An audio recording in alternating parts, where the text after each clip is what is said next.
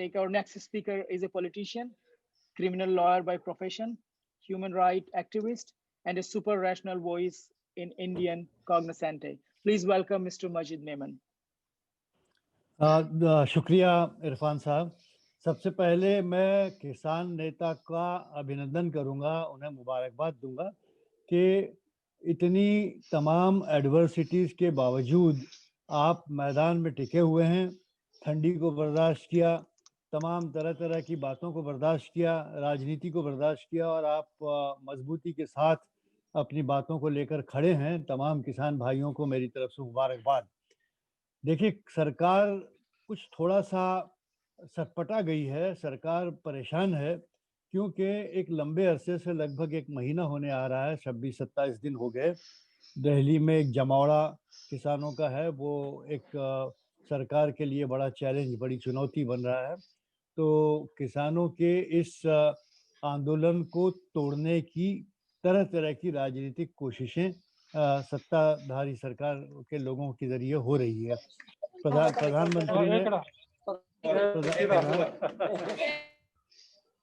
प्रधानमंत्री जी ने मध्य प्रदेश के किसानों से कुछ बात की और तरह तरह के हरबे इस्तेमाल किए जा रहे हैं कि आपके इस आंदोलन को तोड़ा जाए और इसमें आरोप भी लगाए जा रहे हैं। Sir, you have been muted. Mr. Memon, can you unmute yourself, please? Yes, is it okay? Yes, sir. Sorry. Now, all attempts are being made by the government, which is in a very embarrassing position as the days pass, that they are not able to come to some kind of a settlement with the agitating farmers. As a farmer leader, I would just request him कि आपको demoralise होने की ज़रूरत नहीं है। हिंदुस्तान की सारी जनता आपके साथ है, इसलिए कि आपकी डिमांड बहुत सारे वाजिब भी हैं। एक बात जो अब तक किसी ने नहीं की, रविश कुमार जी को भी मैंने सुना और उन्होंने कुछ इतिहास भी बताया। छोटी सी बात मैं आपके सामने रखना चाहूँगा, वो ये कि किस तरह से इन किसान बिलों को पास करवाया गया। थोड़ा सा इस पे विचार रखें आप। पहले तो इन्होंने ऑर्डिनेंस पास किया सितंबर 2020 को। इन्होंने कोविड की पीक पीरियड पे भी पार्लियामेंट के सेशन को बुलवाया क्योंकि उन्हें इन बिलों को पास करवाना था। और 20 सितंबर 2020 की राज्यसभा की जो कार्रवाई हुई है उस पर आप एक नज़र देखें। इसके 2 बिल जो चर्चा के लिए आए थे और उसके बाद उस पर विचार विमर्श करने के बाद वोटिंग का समय आया, तो आप शायद इस बात से परिचित होंगे कि जब वोटिंग होती है बिलों को पास करने के लिए तो चेयर को वॉइस वोट से भी बिल पास किया जा सकता है, मगर उसके रूल बुक में शराइत हैं। ये अनकॉन्स्टिट्यूशनल तरीके से ये बिल पास किए गए हैं। आपकी जानकारी के लिए मैं कहूँ कि 20 सितंबर के फुटिंग को आप देखिए, राज्यसभा के वॉइस वो वोट के जरिए डिप्टी चेयरमैन वहाँ चेयर पर थे और उन्होंने जब वॉइस में शोर हुआ तो ये कहना मुश्किल हुआ कि यस ज़्यादा हैं या नो ज़्यादा हैं। जैसे पूछा जाता है those who are with bill they say I, those who say no. उसमें शोर में ये मालूम नहीं हो पाया कि वाकई में मेजॉरिटी बिल के हक में है या नहीं। तो रूल बुक में ऐसा है कि अगर पार्लियामेंट की मेंबर की उपस्थिति में से एक भी मेंबर, प्लीज अंडरस्टैंड, एक भी मेंबर अगर ये कहता है कि वॉइस वोट से हमारी तसल्ली नहीं हुई है, सच्चाई सामने नहीं आई है, वी वांट डिवीजन, ताकि आप बटन दबाकर वोट को मंगवाएं, ये एक मेंबर अगर डिमांड करता है तो रूल बुक का कहना यह है कि चेयर को उसे मानना होगा और वोटिंग करवानी होगी मशीन के जरिए। मगर यहाँ आप देखें उस दिन रिकॉर्ड पर बाकायदा फुटिंग है कि 2 मेंबर, एक सीपीएम के मेंबर रागेश जो केरला से हैं, उन्होंने कहा कि हमें डिवीजन करवाना है, और दूसरा मेंबर डीएमके का त्रिची शिवा, ये डीएमके के तमिलनाडु के मेंबर हैं, इन दोनों ने अपनी जगह पर खड़े होकर ये कहा कि डिवीजन करवाइए। डिप्टी चेयरमैन ने रूलिंग ये दिया कि मेंबर्स अगर अपनी जगह पर नहीं हो और वो डिवीजन मांगते हैं तो हम उसे रिजेक्ट कर सकते हैं, मगर वो गलत कह रहे हैं, वो झूठ कह रहे हैं। रिकॉर्ड बता रहा है कि 2 members were on their seats and they demanded division and the government escaped division. Therefore, this bill has not been constitutionally passed. It's an unconstitutional passage of farmers bill. इसको भी आप उठा सकते हैं। ये धांधली क्यों? और ये बिलों को हमने पार्लियामेंट में ये कहा था कि किसानों की समस्या देश की बड़ी समस्या है। बस एक minute, I just wind up, I have no time, I have to leave. Hello, just 2 minutes more. तो उन्होंने ये कहा कि साहब इन बिल पर हमें चर्चा करनी है, सिलेक्ट कमेटी में भेजा जाए, पार्लियामेंट्री स्टैंडिंग कमेटी में भेजा जाए, मगर सरकार किसी चीज पर राजी नहीं हुई। सरकार को जल्दबाजी में किसी तरह से धांधली से इस बिल को पास करा के लेना था, क्योंकि ऑर्डिनेंस लैप्स हो जाते, बिल फेल हो जाती। और अब देखिए, जब किसान जमीन पर बैठे हैं वहां और ऐसी सूरत में वहां सरकार सुलह नहीं कर पा रही है, तो अधिवेशन नहीं बुलवाया जा रहा है पेंडेमिक का फायदा लेकर। ये क्या, कौन सा उसूल है बताएं आप? आज कोविड-19 की परिस्थिति सितंबर 2020 की परिस्थिति से कई ज्यादा बेहतर है, मगर वो एक्सक्यूज ले रहे हैं कि नहीं, हम विंटर सेशन नहीं बुलाएंगे इसलिए कि हमें उनकी हेल्थ का, पार्लियामेंटेरियन के। These are all arguments which are baseless. हमें चाहिए कि हम मुस्तहकम के साथ खड़े रहें, और हमारा कोई राजनीतिक हेतु नहीं है। हम सरकार के साथ कोई लड़ाई लड़ना नहीं चाहते, हम सरकार को गिराना नहीं चाहते। हमारी बातें सुने, हमारे साथ न्याय करें, हम इस पर लगे पड़े हैं। हम पर इल्ज़ाम न लगाएं कि हम खालिस्तानी हैं, हम पे इल्ज़ाम न लगाएं कि हम टुकड़े टुकड़े गैंग्स हैं, हम पे इल्ज़ाम न लगाएं कि परदेसी ताकतें इस पर लगी पड़ी हैं। ये भारत के 60% पॉपुलेशन, जिसका पूरा आधार या तो डायरेक्ट या इनडायरेक्ट एग्रीकल्चर प्रोड्यूस से है या फार्मिंग से है, वो परेशान है। तो ये समस्या जो है, मैं ये इस आशा रखता हूँ कि किसान नेता बिल्कुल ही डिमोरलाइज नहीं होंगे। वक्त के साथ साथ उनकी ताकत को घटने की बजाय बढ़ना चाहिए। बस इसके बाद मैं अनुमति लूंगा। शुक्रिया। Thank you mister Memon, that was very insightful. तो आप का टिकैत साहब के लिए कुछ सवाल है आपके पास? आपने बोला था कि आपको उनसे कुछ पूछना है, तो आप पूछिएगा। कुछ समय मुझे दीजिएगा। जी। देखिए, मुझे टिकैत साहब माफ करेंगे और रवीश कुमार जी भी माफ करेंगे, मगर इन्होंने, मुझे खेद है, इस किसान आंदोलन का ऐतिहासिक महत्व नहीं समझा। They have not understood the historical significance of the किसान एजिटेशन। ये किसान एजिटेशन ये इतिहास रच रहा है, इट इज क्रिएटिंग हिस्ट्री, और कैसे वो मैं बताना चाहता हूँ, कुछ मुझे वक्त दीजिएगा। ये टिकैत साहब आप नोट करिए और रवीश कुमार जी भी नोट करिए, क्योंकि आपको अभी तक समझ नहीं आ रहा है। आप टिकैत साहब लीडर हैं किसान आंदोलन के, मगर क्या ऐतिहासिक महत्व है वो आपको मालूम नहीं, तो मैं आपको बताना चाहता हूँ। देखिए, भारत का मुख्य उद्देश्य, the national objective of India is to transform India from an underdeveloped country to a highly developed country. This must be our national objective, otherwise we will never be able to get rid of poverty and unemployment and malnourishment, etc. तो इसलिए एक शक्तिशाली जन संघर्ष करना होगा ऐसे परिवर्तन के लिए। For this transformation of India from an underdeveloped country to a highly developed country requires a mighty historical struggle. और इस जन संघर्ष में जनता की एकता बहुत आवश्यक है। अभी तक तो जो आंदोलन हुए हैं, या तो धर्म के आधार पे हुए हैं, religion based agitations like the Ram मंदिर एजिटेशन, और caste based agitation like the Jat, गुजर और दलित एजिटेशन। मगर इस किसान आंदोलन का जो महत्व है वो ये है कि इसने जात और मजहब के बंधनों को तोड़ दिया है। It has broken the barriers of caste and religion and risen above them. ये इसने भारतीय जनता में एकता एकजुटता बनाई है, जो बहुत आवश्यक था उस जन संघर्ष के लिए। ये टिकैत साहब आप सुनिए, आप लीडर हैं किसान आंदोलन के, मगर किसान आंदोलन का ऐतिहासिक महत्व आपको अभी तक नहीं समझ पाया।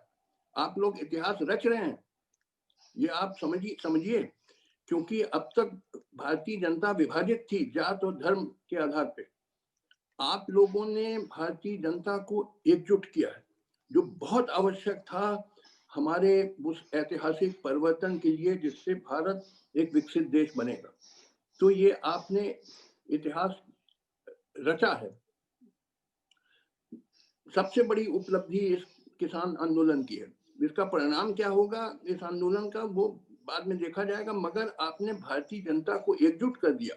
और भारतीय जनता लगभग 135 से 140 करोड़ की है, जिसमें 65% किसान हैं या कृषि पर निर्भर हैं। तो एक विशाल आपने समुदाय पैदा कर दिया है, जिससे अब वो जन संघर्ष संभव होगा। Can you guys please mute your microphone, whoever is not speaking, because I hear a lot of noise here. Irfan bhai, you can mute everyone, but that'll mute Justice Saab too. So I think right. So that's why I'm requesting everybody, just mute your mic and let the speaker speak. And can I continue? Yes. And because we have limited time, so please consider the time factor as well. Yes, sir. Please go ahead. I'm making it as short as possible. Please go ahead. ऐतिहासिक महत्व का जन संघर्ष है, जो अभी तक टिकैत साहब और रवीश कुमार जी को समझ में नहीं आया। इससे इतिहास रचा जा रहा है। दूसरी चीज की, ये किसानों की मांगे क्या हैं? कई लोग कहते हैं कि ये 3 जो फार्मर्स लॉज हैं ये तो अच्छे हैं, इससे आज़ादी हो जाएगी किसानों को, जहाँ बेचे हैं और ये वो। ये लोग नहीं समझते हैं कि पहले इनको समझना कि देखिए, दुनिया में हर देश में farming is subsidised. In every country farming is subsidised, और सब्सिडी के बगैर फार्मिंग हो नहीं सकती। क्योंकि देखिए, आज का जो भारत का गांव है, वो 75 साल पहले जो गांव था, जो मुंशी प्रेमचंद की कहानियों में आपने पढ़ा होगा कि खेती होती थी बाई प्रिमिटिव मेथड, हल से खेती होती, वो सब बदल गया है। अब ट्रैक्टर से खेती होती है और बहुत लागत लगानी पड़ती है, खाद की, पेस्टिसाइड और बीज और ये बिजली के खर्चे जो सिंचाई के लिए जरूरी है। तो you have to invest a lot of money to get 8 lakh rupees, you have to invest 2 lakh rupees. तो ये किसान को फिर इसके लिए कर्जा लेना पड़ता है। और अक्सर क्या होता है, क्योंकि किसान को जो उपयुक्त दाम नहीं मिलता है अपने पैदावार का, he does not get remunerative price for his produce, तो वो कर्ज में चला जाता है और अक्सर उसकी जमीन तक बिक जाती है। यानी 3.5-4 लाख किसानों ने आत्महत्या कर ली है। 350,000 to 400,000 Indian farmers have committed suicide. मैं करीब 2 साल पहले पंजाब गया था, जो कि पंजाब खेती में सबसे आगे है भारत में। वहां मैं गांव गया पंजाब के, वहां पे कई विधवाओं से मिला जिनके पतियों ने आत्महत्या कर ली थी। ये हाल है, इवन पंजाब में भी ये हाल है। तो देखिए, किसान चाहते हैं कि स्टैट्यूटरी मिनिमम सपोर्ट प्राइस होना चाहिए। ये कानून से एमएसपी होना चाहिए, सिर्फ एक जबानी आश्वासन से नहीं, लिखित आश्वासन से नहीं, ये कानून होना चाहिए। There must be a minimum support price fixed by statute. ये सबसे जरूरी चीज है, क्योंकि जैसे मैंने कहा कि सब जगह फार्मिंग इज सब्सिडाइज, और ये नहीं रखा जानबूझ के गवर्नमेंट ने, वो स्टैट्यूट में नहीं रखा, बस वो जबानी या लिखित आश्वासन देते रहे, मगर उस आश्वासन का तो कोई मतलब होता नहीं है जब तक कानून का हिस्सा ना हो। और कानून में हो कि जो ये इससे कम दाम पे खरीदता है तो सख्त सजा होगी उसको। तो ये मुख्य जो मुझे समझ में आया है, जो किसानों की मांग है। और स्वामीनाथन कमीशन रिपोर्ट ने कहा है कि जो कॉस्ट ऑफ प्रोडक्शन है उसका अब 50% above that should be given to the farmers. वो नहीं इम्प्लीमेंट किया गया। तो यही मुझे जो मेरी समझ में मुख्य मांग है किसानों की कि उनको उचित दाम मिले उनके पैदावार का. They should get remunerative prices for their produce, which they are not getting. फिर सवाल अब ये उठता है कि जो अभी जो गतिरोध है, the deadlock, वो कैसे टूटे, क्योंकि किसान कह रहे हैं कि वो तीनों कानून वापस ले. सरकार कह रही है कि हम वापस नहीं लेंगे. अब ये गतिरोध कैसे टूटे? तो देखिए, इसके बारे में सुप्रीम कोर्ट ने अभी अपनी सुनवाई की थी. बड़ा अच्छा सुझाव दिया था, बड़ा सुंदर सुझाव. और मैं इसके बारे में टिकैत जी से बात करना चाहता हूँ कि देखिए, सुप्रीम कोर्ट ने कहा कि सरकार उन 3 कानूनों के क्रियान्वयन पर रोक लगा दे. The government should withhold implementation of the 3 laws. और उसके बाद एक किसान कमीशन बने जिसमें किसान संगठनों के प्रतिनिधि हों और सरकार के प्रतिनिधि हों, एग्रीकल्चरल एक्सपर्ट्स हों. ये सब बैठकें करें, कई मीटिंग्स करें जो महीनों तक चल सकती हैं. और जो कंसेंसस निकलेगा, जो सर्वसम्मति से जो सुझाव निकलेगा, उसको एक कानून द्वारा पारित किया जाए. ये बड़ा अच्छा सुझाव है, क्योंकि देखिए, एक चीज समझ लेनी चाहिए. टिकैत जी, आप इसको सुनिए बहुत गौर से. देखिए, प्रशासन का एक सिद्धांत है, there is a principle in administration, कि दबाव के सामने घुटने नहीं टेकने हैं. The government must not surrender under pressure, क्योंकि अगर वो ऐसा करती है तो फिर ये इमेज क्रिएट हो जाएगी कि ये वीक गवर्नमेंट है, कमजोर सरकार है, और फिर और दबाव आएंगे और प्रेशर आएंगे. तो ये सरकार सरेंडर नहीं करेगी अंडर प्रेशर. ये जो आपने तो दिल्ली को घेर लिया है, अब प्रेशर डाला है, तो अब गवर्नमेंट आप कहते हैं तीनों कानून रिपील करें, कभी नहीं रिपील करेगी. मगर वाया मीडिया जो है मध्य रास्ता, कि जो सुप्रीम कोर्ट ने सुझाया है कि गवर्नमेंट रिपील ना करे, उनको विदहोल्ड कर दे, उनके इम्प्लीमेंटेशन को विदहोल्ड कर दे, क्रियान्वयन पर रोक लगा दे. तो ये इससे क्या हो जाएगा कि देखिए, सरकार की भी प्रतिष्ठा बनी रह जाएगी और आप किसानों की भी प्रतिष्ठा बनी रह जाएगी, क्योंकि आपकी आंशिक सफलता होगी. आप किसानों से कह सकेंगे कि ये जो 3 कानून बने ये लागू नहीं किए जाएंगे, और इसके बाद एक किसान आयोग बनेगा जिसमें किसान संगठनों के प्रतिनिधि होंगे, सरकार के प्रतिनिधि, कृषि विशेषज्ञ सब लोग होंगे. कई बैठकें होंगे, महीनों चलेंगी बैठकें, और जो निचोड़ निकलेगा, जो सबको सहमत हो, जो कंसेंसस निकलेगा, जो सब मानेंगे, उसको फिर कानून द्वारा उसको पारित किया जाएगा. ये इससे देखिए, आपकी भी आंशिक सफलता होगी और सरकार की भी आंशिक सफलता होगी. ये मध्य रास्ता है, इसको ये सुप्रीम कोर्ट ने सुझाया है. आप लोग अपने कोऑर्डिनेशन कमेटी में इसको ठंडे दिमाग से इसको सोच